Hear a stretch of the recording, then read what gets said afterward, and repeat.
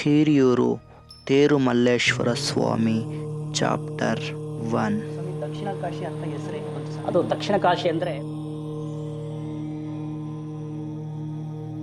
ದೇವಸ್ಥಾನಗಳನ್ನು ನೋಡಲು ಮನಸ್ಸಿಗೆ ನೋವಾಗುತ್ತದೆ. ಗೋಪುರದ ಮೇಲೆ ಅರಳಿ ಮರಗಳು ಸಹ ಎಚ್ಚೆತ್ತು ಬೆಳೆದು ಚಿತ್ರದುರ್ಗ ಜಿಲ್ಲೆಯ ಚಳ್ಳಕೆರೆ ತಾಲೂಕು ನಾಯಕನಹಟ್ಟಿ ಸ್ವಾಮಿಯವರ ಮಹಾನ್ ಪವಾಡ ಪುರುಷರಾದಂಥ ವಿಶ್ವನಾಥಾಚಾರ್ಯ ಸ್ವಲ್ಪ ಈ ದೇವಸ್ಥಾನದ ಬಗ್ಗೆ ಹೇಳ್ತೀರಾ? ಶಿವನ ಬಗ್ಗೆ.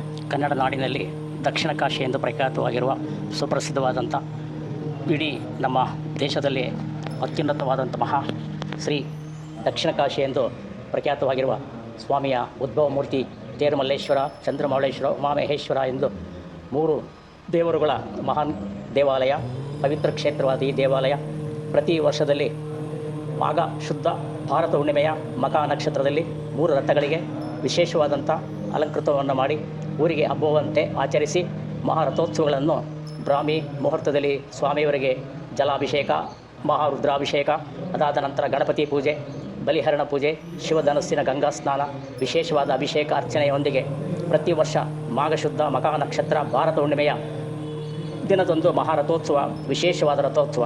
ಈ ರಥೋತ್ಸವಕ್ಕೆ ತೇರುಮಲ್ಲೇಶ್ವರ ಎಂದು ನಾಮಕರಣ ಮಾಡಲು ನಮ್ಮ ಕರ್ನಾಟಕ ರಾಜ್ಯದ ಚಿಕ್ಕಮಗಳೂರು ಜಿಲ್ಲೆಯ ಯಗಟಿಪುರದ ವಾಸಿ ಮೌಳೇಶ್ವರ ಸ್ವಾಮಿಯ ದೇವಾಲಯ ಆವರಣದಲ್ಲಿ ಸ್ವಾಮಿಯವರಿಗೆ ಅಲಂಕೃತಗೊಳಿಸಿ ಮಾಘ ಪಾಲ್ಗುಣ ಮಾಸದ ಮುಂಬರುವ ಮಹಾರಥೋತ್ಸವದ ಕಾರ್ಯಕ್ರಮದಲ್ಲಿ ವಿಶೇಷವಾಗಿ ಅಲಂಕೃತವಾಗಿದ್ದಂತಹ ತೇರು ಹೆಚ್ಚಿನ ರೀತಿಯ ಮಳೆ ಬಂದು ವರ್ಣನ ಕೃಪೆ ಅತಿಯಾದ ನಂತರ ಆ ಹೊಳೆಯಲ್ಲಿ ಕೊಚ್ಚಿಕೊಂಡು ಬಂದಂಥ ವೇದಾವತಿ ನದಿ ಅಂದರೆ ಚಿಕ್ಕಮಗಳೂರು ಜಿಲ್ಲೆ ಯಗಟಿಪುರ ಕಡೂರು ತಾಲೂಕಿನ ವಾಸಿ ಶ್ರೀ ಚಂದ್ರಮೌಳೇಶ್ವರ ಅಂದಿನ ವಿಶೇಷವಾದಂಥ ರಥೋತ್ಸವ ಬಂದಿದ್ದಕ್ಕೋಸ್ಕರ ಅದನ್ನು ಮಲ್ಲೇಶ್ವರ ಎಂದು ಈಗಲೂ ಸಹ ಕರೆಯುತ್ತಾರೆ. ಆ ಮಹಾ ನಾಣ್ಮಡಿಯಂತೆ ಈಗಲೂ ಸಹ ಪ್ರತಿ ವರ್ಷದಲ್ಲಿ ವರ್ಷಕ್ಕೆ ಪ್ರತಿ ಮಾಸ ಅಂದರೆ ಪ್ರತಿ ದಿವಸ ಶತರುದ್ರಾಭಿಷೇಕ ಅರ್ಚನೆಯ ಸಜ್ಜನ ಸದ್ಭಕ್ತರಿಂದ ನಡೆಸಲ್ಪಡುತ್ತೆ. ಹಾಗೆಯೇ ಪ್ರತಿ ವರ್ಷದಲ್ಲೂ ಸಹ ವರ್ಷದಲ್ಲಿ ಶ್ರಾವಣ ಮಾಸ, ಗಣಪತಿ ಗೌರಿ ಆಚರಣೆ, ನವರಾತ್ರಿ, ಕಾರ್ತೀಕ ಮಾಸ, ಧನುರ್ಮಾಸ ಹಾಗೂ ಸ್ವಾಮಿಯವರ ವಿಶೇಷವಾದ ಮಹಾರಥೋತ್ಸವಗಳ ಕಾರ್ಯಕ್ರಮ ಪ್ರತಿ ವರ್ಷವೂ ಸಹ ನಡೆಸಲ್ಪಡುತ್ತದೆ. ಈ ಕಾರ್ಯಕ್ರಮಕ್ಕೆ ಉನ್ನತೋನ್ನತರಾದಂಥ ಕರ್ನಾಟಕ ರಾಜ್ಯದ ಹಾಗೂ ಅನ್ಯ ರಾಜ್ಯಗಳ ಸಜ್ಜನ ಸದ್ಭಕ್ತರಿಂದಲೂ ಹಾಗೂ ನಮ್ಮ ಈಗಿನ ಸರ್ಕಾರದ ಮುಜರಾಯಿ ವತಿಯಿಂದಲೂ ಹಿಂದೂ ಧಾರ್ಮಿಕ ದತ್ತಿ ವಸ್ತು ಸಂಸ್ಥೆಯಿಂದಲೂ ಸದಾಕಾಲ ಸರ್ವ ಇಷ್ಟಾರ್ಥವಾದಿಗಳನ್ನು ಕೊಟ್ಟು ಕಾಪಾಡಲೆಂದು ಪ್ರಾರ್ಥಿಸಿಕೊಳ್ಳುತ್ತಾ ಈ ಸ್ವಾಮಿಯ ದೇವಾಲಯದಲ್ಲಿ ರಥೋತ್ಸವ ಆದ ನಂತರ ಸುಮಂಗಲೆಯರಿದ್ದ ಕರ್ಪೂರದ ಆರತಿ ವಿಶೇಷವಾದ ಆ ಕಾರ್ಯಕ್ರಮ ಸ್ವಾಮಿಯವರ ರಥೋತ್ಸವದ 3ನೇ ದಿವಸ ಅಂದು ರಾತ್ರಿ ಕರ್ಪೂರದ ಆರತಿಯನ್ನು ಮಾಡುತ್ತಾರೆ. ಆ ಕರ್ಪೂರದ ಆರತಿಯ ಮಹಾ ಮಾತೆಯರಿಗೂ ನಡೆಸಿಕೊಡುವ ಅಧಿಕಾರಿಗಳಿಗೂ ಮುಜರಾಯಿ ಸಂಬಂಧಪಟ್ಟಂಥ ಮೇಲಾಧಿಕಾರಿಗಳು ಸಿಬ್ಬಂದಿ ವರ್ಗದವರಿಗೂ ಪರಮಾತ್ಮನು ಸದಾಕಾಲ ಆಯುಷ್ ಆರೋಗ್ಯ ಐಶ್ವರ್ಯಾದಿಗಳನ್ನು ಕೊಟ್ಟು ಕಾಪಾಡಲೆಂದು ಪ್ರಾರ್ಥಿಸಿಕೊಳ್ಳುತ್ತಾ ಸರ್ವೇ ಜನ ಸುಖಿನೋ ಭವಂತು, ಲೋಕ ಕಲ್ಯಾಣ ಪ್ರಾಪ್ತಿಯರಸ್ತು. ಈ ದೇವಸ್ಥಾನದಲ್ಲಿ ದೇವಾಲಯ ಆವರಣದಲ್ಲಿ 40 ಅಡಿ ಎತ್ತರವಿರುವ ಕಲಕಮ ದೀಪ ಇರುತ್ತದೆ ವಿಶೇಷವಾದ್ದು. ಹಾಗೂ ಸ್ವಾಮಿಯವರ ಸನ್ನಿಧಿಯಲ್ಲಿ ಈ ಪವಾಡ ಪುರುಷರಾದಂಥ ಶ್ರೀ ಶಿವಶರಣೇವರಡಿ ಮಲ್ಲಮ್ಮರ ಅಮ್ಮನವರ ಅಮೃತಾಸ್ತ್ರದಿಂದ ಸ್ವಾಮಿಯವರಿಗೆ ಪೂರ್ಣ ಜೀವ ಬಂದಂಥ ಶಿವಧನಸ್ಸಿನ ಗಂಗಾ ಸ್ನಾನದ ವಿಶೇಷವಾದ ಕಾರ್ಯಕ್ರಮಗಳು ಸಹ ಈಗಲೂ ನಡೆಸಿಕೊಂಡು ಬಂದಿರುತ್ತಾರೆ. ತದಾದಿಯಾಗೂ ಸಹ ಮುಂದೆಯೂ ನಡೆಸಲು ಸಜ್ಜನ ಸದ್ಭಕ್ತರು, ಮಾತೆಯರು, ಯುವಕ ಯುವತಿಯರು ಸರ್ವರು ಸಹ ಮುಂದುವರಿ ಆ ಕಾರ್ಯಕ್ರಮಗಳಲ್ಲಿ ಭಾಗವಹಿಸುತ್ತೀರಾ ಎಂಬ ನಂಬಿಕೆಯಿಂದ ನಿಮ್ಮೆಲ್ಲರಿಗೂ ಸದಾಕಾಲ ಸನ್ಮಾನಗಳು ಮಾಡಲೆಂದು ಪ್ರಾರ್ಥಿಸಿಕೊಳ್ಳುತ್ತಾ ಇತಿ ಶುಭ ಹೂವು ಬರಬೇಕು. ಅಂದರೆ ಹಿರಿಯೂರಿನಲ್ಲಿ ನಮ್ಮ ತಾಲೂಕು ಅಂದರೆ ಹಿರಿಯೂರು ತಾಲೂಕಿನಲ್ಲಿ ಪುಣ್ಯಕ್ಷೇತ್ರಗಳು ಭಾಳ ಇದ್ದಾವೆ. ಅದರಲ್ಲೂ ಚಿತ್ರದುರ್ಗ ಜಿಲ್ಲೆ ಹಿರಿಯೂರು ತಾಲೂಕು ಒದ್ದಿಕೆರೆ ಗ್ರಾಮ ಸಿದ್ದೇಶ್ವರ ಸ್ವಾಮಿ ಅಂಥೇಳಿ ತುಂಬ ವಿಶೇಷವಾದ ಪವಾಡ ಪುರುಷ ಸ್ವಾಡು ಯುವಕರು ಸಹ ಆ ಸ್ಥಳದಲ್ಲಿಯೇ ಅವರಿಗೆ ಅನುಕೂಲವಾಗುವಂಥ ಪವಾಡವನ್ನು ತೋರಿಸುವಂಥ ಮಹಾಪುರುಷರು ಇರುವಂಥ ನಮ್ಮ ರಾಜ್ಯ ಕರ್ನಾಟಕ ರಾಜ್ಯ ಚಿಕ್ಕ ಜಿಲ್ಲೆ ಹಿರಿಯೂರು ತಾಲೂಕು ಹಿರಿಯೂರು ನಗರದಲ್ಲಿ ವಿಶೇಷವಾದ ದೇವಸ್ಥಾನಗಳು ಈಗಲೂ ಸಹ ನೋಡಲು ತುಂಬ ಆಕರ್ಷಣೆಯಾಗಿ ಕಾಣುತ್ತದೆ. ಯಾವುದೇ ತರಹ ಹಬ್ಬ ಹರಿದಿನಗಳು ಮಾಡಿದರೂ ಸಹ ಗ್ರಾಮ ದೇವತೆಗಳಾದ ದುರ್ಗಾ ಪರಮೇಶ್ವರಿ, ಬನಶಂಕರಿ, ಕಾಳಿಕಾಂಬೆ, ಲಕ್ಷ್ಮೀ ನರಸಿಂಹ, ರೇವಣ ಸಿದ್ದೇಶ್ವರ ಹಾಗೂ ಇನ್ನಿತರ ವಿಶೇಷವಾದ ದೇವಸ್ಥಾನಗಳು ಕಣ್ಣಿಗೆ ನೋಡಲು ತುಂಬ ಆಕರ್ಷಣೆಯಾಗಿರುತ್ತವೆ. ಪವಾಡ ಪುರುಷರಾದಂಥ ಶ್ರೀ ಕನಿಕಾ ಪರಮೇಶ್ವರಿ ಹಾಗೂ ಇನ್ನುಳಿದ ಲಕ್ಷ್ಮೀ ವೆಂಕಟರಮಣ ಸ್ವಾಮಿಯ ದೇವಾಲಯವನ್ನು ನೋಡಿದರೆ ಮನಸ್ಸಿಗೆ ನೋವಾಗುತ್ತದೆ. ಕಾರಣ ಅದು ಐತಿಹಾಸಿಕ ಪ್ರಸಿದ್ಧವಾದ ಶ್ರೀ ಲಕ್ಷ್ಮೀ ವೆಂಕಟರಮಣ ಸ್ವಾಮಿ ದೇವಾಲಯ ಹಿರಿಯೂರು ನಗರದ ಮಧ್ಯಭಾಗದಲ್ಲಿರುವ ಚಿಕ್ಕಪೇಟೆಯಲ್ಲಿರುವ ಆ ದೇವಸ್ಥಾನ ಶಿಥಿಲವಾಗಿರುವುದರಿಂದ ಸಜ್ಜನ ಸದ್ಭಕ್ತರು ಮುಂದೆಯಾದರೂ ಆ ದೇವಾಲಯವನ್ನು ಜೀರ್ಣೋದ್ಧಾರ ಮಾಡಿಸಿ ನಮ್ಮ ನಗರಕ್ಕೆ ಶೋಭವನ್ನು ತರುತ್ತಾರೆ ಎಂಬ ನಂಬಿಕೆ ನಮ್ಮಲ್ಲಿ ಇರುತ್ತದೆ. ಹಾಗೇ ರೀತಿ ಸ್ವಾಮಿಯವರು ಅವರಿಗೆಲ್ಲರಿಗೂ ಸಹ ಮನಸ್ಸು ಕೊಟ್ಟು ಮುಂಬರುವ ಶ್ರೀ ಲಕ್ಷ್ಮೀ ವೆಂಕಟರಮಣ ಸ್ವಾಮಿಯವರ ಜೀರ್ಣೋದ್ಧಾರ ಸಮಿತಿಯ ಕಾರ್ಯಕ್ರಮಕ್ಕೂ ನಗರದಲ್ಲಿರುವಂಥ ಶ್ರೀ ಚಿಟುಕಮಲ್ಲೇಶ್ವರ ಸ್ವಾಮಿಯ ದೇವಾಲಯಕ್ಕೂ ಅತಿ ಹೆಚ್ಚಿನ ರೀತಿಯ ಕೆಲಸ ಕಾರ್ಯಗಳಾಗಬೇಕಾಗಿದೆ. ನಮ್ಮ ರಾಜ್ಯದಲ್ಲಿರುವ ಮುಜರಾಯಿ ಸಂಸ್ಥೆಯವರು ಹಾಗೂ ಹಿಂದೂ ಧಾರ್ಮಿಕ ದತ್ತಿಯವರು ದೇಶದಲ್ಲಿರುವ ಹಿಂದೂ ಧಾರ್ಮಿಕ ದತ್ತಿ ಇಲಾಖೆಗೆ ಸಂಬಂಧಪಟ್ಟಂಥ ದೇವಸ್ಥಾನಗಳನ್ನು ನೋಡಲು ಮನಸ್ಸಿಗೆ ನೋವಾಗುತ್ತದೆ. ಗೋಪುರದ ಮೇಲೆ ಅರಳಿ ಮರಗಳು ಸಹ ಎಚ್ಚೆತ್ತು ಬೆಳೆದು ಮುಂದೆ ಬರುವ ಮಳೆಗಾಲಕ್ಕೆ ಎಲ್ಲಿ ಹಾನಿಯಾಗುತ್ತದೋ ಎಂಬ ಭಯಕ್ಕೆ ಹೇಳುತ್ತಿದ್ದೇವೆ. ದಯಮಾಡಿ ಗೋಪುರದ ಮೇಲಿರುವ ಅರಳಿ ಮರಗಳನ್ನು ಹಾಗೂ ದೇವಸ್ಥಾನದ ಆವರಣದಲ್ಲಿರುವ ಗಿಡಗಂಟೆಗಳನ್ನು ಮತ್ತು ಶುಚಿಗೊಳಿಸಿ ಜೀರ್ಣೋದ್ಧಾರವನ್ನು ಮಾಡಿಸಿಕೊಡಬೇಕೆಂದು ಅವರೆಲ್ಲೂ ಸಹ ಅಧಿಕಾರಿಗಳು ಸಹ ಪ್ರಾರ್ಥಿಸುತ್ತೇವೆ. ಜೈ ಕರ್ನಾಟಕ. ಸ್ವಾಮಿ, ದಕ್ಷಿಣ ಕಾಶಿ ಅಂತ ಹೆಸರೇನು ಬಂತು ಸರ್? ಅದು ದಕ್ಷಿಣ ಕಾಶಿ ಅಂದರೆ ಸ್ವಾಮಿಯವರ. ಎಲ್ಲರಿಗೂ ನಮಸ್ಕಾರ. ನಾನು ಯಾವುದೇ ಥರ ಬೆಟ್ಟಿಂಗ್ ಆ್ಯಪ್ ಪ್ರಮೋಷನ್ ಮಾಡ್ತಿಲ್ಲ. ಆ ಫ್ರಾಂಚೈಸಿ ಕೊಡಿಸ್ತೀನಿ, ಈ ಫ್ರಾಂಚೈಸಿ ಕೊಡ್ತೀನಿ ಅಂತ ಕಮಿಷನ್ನು ತೊಗೊತಿಲ್ಲ. ನಾನೇ ಡೈರೆಕ್ಟ್ ಬೆಂಗಳೂರು ಮಾರ್ಕೆಟ್ಗೆ ಹೋಗ್ಬಿಟ್ಟು 2 ಥರ ನೆಕ್ಲೆಸ್ಸು 2 ಥರ ಇಯರಿಂಗ್ಸು ತೊಗೊಬಂದು ಸ್ವಲ್ಪ ಲಾಭ ಇಟ್ಕೊಂಡು ಮಾರ್ತಾಯಿದ್ದೀನಿ. ಈ 4 ಐಟಮು 2222 ರೂಪಾಯಿ ಮಾತ್ರ. ಚಿತ್ರದುರ್ಗ ಡಿಸ್ಟಿಕ್ಕಲ್ಲಿ ನೀವಿದ್ದರೆ ನೀವು ಬುಕ್ ಮಾಡಿಕೊಂಡ್ರೆ ನಾನೇ ಡೈರೆಕ್ಟ್ ಬಂದು ಡೆಲಿವರಿ ಕೊಡ್ತೀನಿ. ಫ್ರೀ ಡೆಲಿವರಿ ನಿಮ್ಮ ಮನೆಗೆ ತಲುಪಿಸ್ತೀನಿ. ಔಟ್ ಆಫ್ ಚಿತ್ರದುರ್ಗ ಡಿಸ್ಟಿಕ್ ಆದರೆ ಕೊರಿಯರ್ ಮಾಡ್ತೀನಿ, ಅದು ಫ್ರೀ ಡೆಲಿವರಿ ಇರುತ್ತೆ.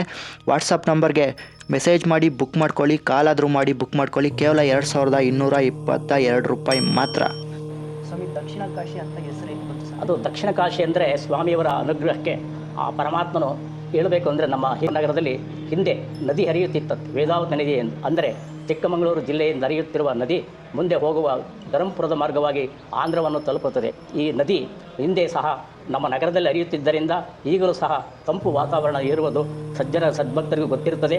ಯಾವುದೇ ಮನೆ ಪಾಯವನ್ನು ತಗ್ಗಿಸಿದರೂ ಅತಿ ಹೆಚ್ಚಿನ ರೀತಿಯ ಕಲ್ಲು ಬಂಡೆಗಳು ಹಾಗೂ ನೀರಿನ ಅಂಶ, ಮರಳಿನ ಅಂಶ ಎದ್ದು ಕಾಣುತ್ತದೆ. ಇವೆಲ್ಲವೂ ನೋಡಿದರೆ ನದಿ ಹರಿಯುತ್ತಿತ್ತು ಎಂಬ ನಂಬಿಕೆ ಈಗಲೂ ಉಂಟು. ಚಿಕ್ಕಮಗಳೂರು ಜಿಲ್ಲೆಯಿಂದ ಬರುವಂಥ ಪ್ರತಿಯೊಂದು ನೀರು ಸಹ ನಮ್ಮ ಹಿರಿಯೂರು ನಗರಕ್ಕೆ ಬಂದು ಮುಂದೆ ಹೋಗುವ ಧರ್ಮಪುರದ ಮಾರ್ಗವಾಗಿ ಆಂಧ್ರವನ್ನು ಸೇರುತ್ತದೆ. ಈ ವಿಶೇಷವಾದ ನದಿ, ಆ ನದಿಯ ದಡದಲ್ಲಿ ಸ್ವಾಮಿ ದೇವಸ್ಥಾನವನ್ನು ನಿರ್ಮಾಣ ಮಾಡಲು ಆಗಿನ ಕಾಲದ ರಾಜಪ್ಪ ವೆಂಕಟಪ್ಪ ನಾಯಕ, ಕೆಂಚಪ್ಪ ವಿನಾಯಕ, ವೀರ ಕೆಂಚಪ್ಪ ನಾಯಕ ಹಾಗೂ ಗೊಲ್ಲ ಮತದವರು ಸಹ ಆಗಿನ ರಾಜ್ಯದಲ್ಲಿ ನಡೆದಂಥ ಆ ಗಿಡ ಮರಗಳನ್ನು ಕಡಿದು ನದಿಯಲ್ಲಿ ಎಲ್ಲ ಇದ್ದಂಥ ನೀರನ್ನು ಎತ್ತಿ ಬೇರೆ ಕಡೆ ಸುಳಿ ಕಳಿಸಿ ಅದನ್ನು ನಗರವನ್ನಾಗಿ ಬೆಳೆಸಿರುತ್ತಾರೆ. ಈಗಲೂ ಸಹ ನಮ್ಮ ಹಿರಿಯೂರು ನಗರದಲ್ಲಿ ಶುದ್ಧವಾದಂಥ ಮರಳು ಸಿಗುತ್ತದೆ ಮತ್ತು ಕಲ್ಲು ಬಂಡೆಗಳು ಸಿಗುತ್ತವೆ. ಆ ನದಿಯ ದಡದಲ್ಲಿರುವ ಶ್ರೀ ತೇರುಮಲ್ಲೇಶ್ವರ ಸ್ವಾಮಿಯು ದಕ್ಷಿಣ ಮುಖವಾಗಿ ಉದ್ಭವವಾಗಿರುವುದು ಶ್ರೀ ಶಿವಶರಣ ಎಮರಡಿ ಮಲ್ಲಮ್ಮನವರ ಪವಾಡದಿಂದ. ಆಕೆಯು ಪ್ರತಿ ವಾರ ಅಂದರೆ ಪ್ರತಿ ವಾರ ಭಾನುವಾರ ಸೋಮವಾರ ಶ್ರೀಶೈಲಕ್ಕೆ ಹೋಗಿ ಬರುವುದು ಆಕೆಯ ವಾಡಿಕೆ. ಪಾದ ಯಾತ್ರೆಯಲ್ಲಿ ಹೋಗಿ ಬರುವಂಥ ಸ್ತ್ರೀ ಹೆಣ್ಣುಮಗಳಾದಂಥ ಶಿವಶರಣ ಎಮರಡಿ ಮಲ್ಲಮ್ಮನವರ ಈಗಲೂ ಆಕೆಗೆ ಎಮರಡಿ ಮಲ್ಲಮ್ಮ ಎಂದು ಸಮಾಧಿ ಉಂಟು ಇರುತ್ತದೆ.